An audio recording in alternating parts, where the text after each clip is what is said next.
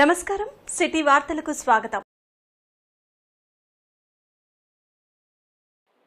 భద్రాద్రి కొత్తగూడెం జిల్లా జూలూరుపాడు మండలం ఎలకలొడ్డు అటవీ ప్రాంతంలోని పోలారం చెరువు వాగు ఉధృతి కారణంగా 10 మంది పశువుల కాపరులు సుమారు 300 మూగ జీవాలు పశువులు చిక్కుకున్నాయి. వాగు ఒక్కసారిగా భారీగా వరద రావడంతో వాగు దాటడానికి అవకాశం లేక అడవిలో చిక్కుకున్న మనుషులు మూగ జీవాలు చీకటి పడడంతో భయాందోళన చెంది గ్రామస్తులు సమాచారం అందించారు.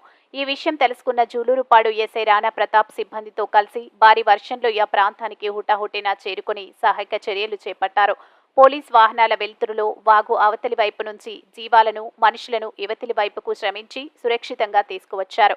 భయాందోళనలో ఉన్న వ్యక్తులకు ధైర్యం చెప్పి ఇంటికి చేర్చడంతో ఎస్ఐ రాణా ప్రతాప్ సిబ్బందికి గ్రామస్తులు ధన్యవాదాలు తెలిపారు.